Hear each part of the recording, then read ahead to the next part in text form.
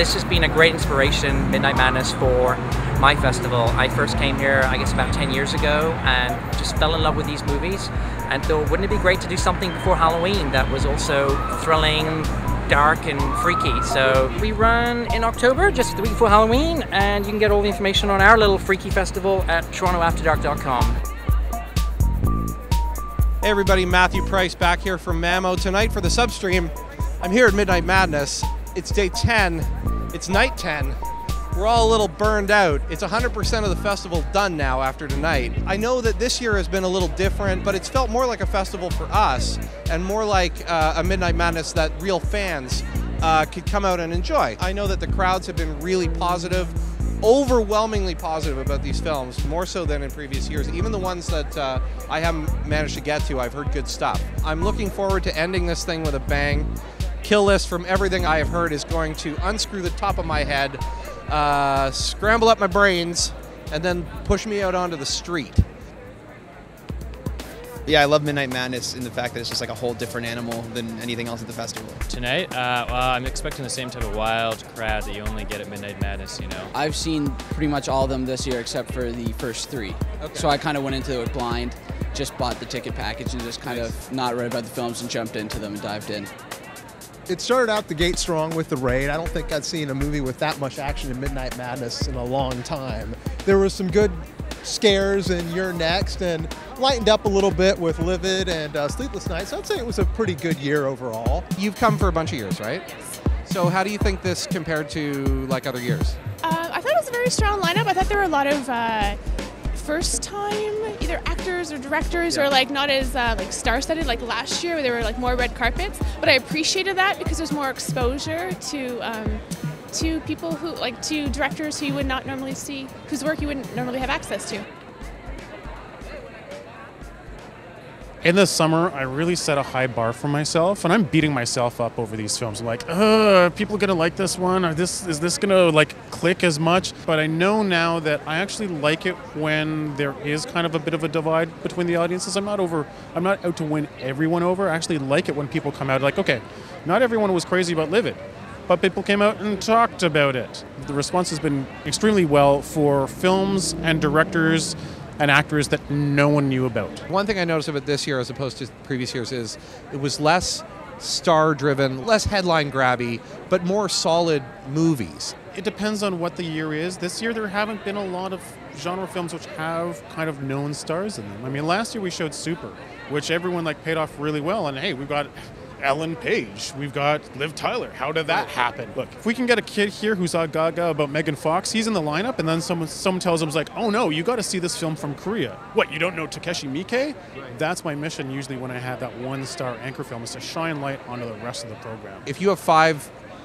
horror films already and you see a 6th really awesome one, are you throwing it in anyway? Are you trying to get the cross-section? I'm trying to get a cross-section because I actually fight against people thinking it was like, oh, I don't like horror films and gore films, so I don't go to Midnight Madness. I'm like, yeah, Borat was pretty gory. I like to have a program which is kind of just a showcase of wild world cinema. Not just horror films, but action films and martial arts films and black comedies. When I'm at my desk, I have a photo on my bulletin board in front of my desk that was sent to me by Jonathan Levine, the director of All the Boys Love Mandy Lane. And it's a shot of the audience that he took from the stage. Okay. So every time I'm programming, I've got that picture there, and it's all about bringing them films that they're going to enjoy. I don't want to waste their time. Ultimately, what I'm out to do is to satisfy this audience. Line's starting to move. I got to get inside there now, see my movie. I'll be back later with Mike, and we're going to talk about it. But for now, I got to go. So it's been a wild, wild week, and now we're going to get even kind of weirder and crazier. Oh, so it's going to be dark. It's going to be really dark. Then I'll go change it up. Territorial bubble.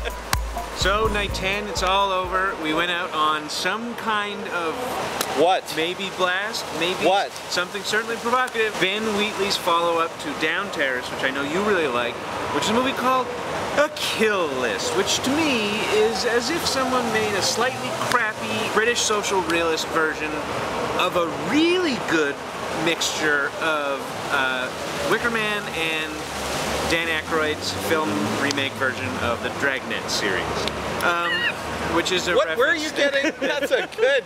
We lost Matt Brown, who has a cold. Yeah. But we got two of our favorite hosts and Ryo, our favorite other guy. And I want to know, what do you guys think? And I'm going to start with Kurt. I like this movie. I'm coming in this movie with a bit more context because I've seen Down Terrace. Yeah. And Down Terrace is like a farcical Coen Brothers crime film. The one thing that I particularly like about Ben Wheatley's films is that you have a bunch of characters that sit around and talk, and you just kind of get this weird feel. You get their little conflicts, and then the director will pull the rug out and graft a genre film right over top. Okay. But the plot of the film, before we go any further, please describe what I just saw, because I can't. There's two What is the plot? Special What fucking Forces happened? British Army guys that have turned hitmen, and they're given a list of people to go kill. And as they go kill them, they learn that there may be more to the list of people they've been hired to kill than they initially ever thought. But so it's a hitman getting a little bit weird, semi-supernatural movie. And now we'll go to, sounds like the dissenting view so far. There's some mention of the fact that he's been out of work for 8 months, but it's never clear if he's been out of work from being a hitman or if he's been out of work from for sure the army. For sure it's split. Was his job the whole time along to be basically going out on jobs to kill people? Yes. And the wife is cool with that, and they have the little boy. Yeah. Then it already totally makes no sense to me.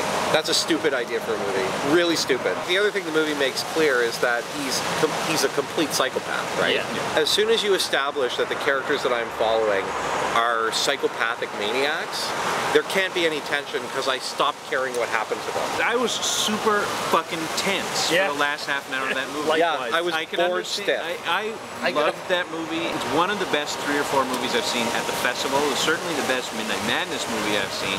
I like that it kind of gonged back and forth between shaggy British social realism, as I already mentioned, and kind of slickish. I like that it went back and forth between rough and not slick, but certainly composed. For me, like you say, the last half hour was really tense. For me, the first hour, I was on the edge of my seat, and like it stopped being tense for me as soon as the twist came out, because then it became about, geez, I sure hope they fucking explain this. I like any film that sort of sets out that the main character is not terribly likable and then proceeds to drop a pain bomb on them. Well, we can say for sure that it is a provocative film because we've got a like, a hate, and a. What'd you say? You're like? I'm love. I'm in the love camp. 2 loves, a hate, and a.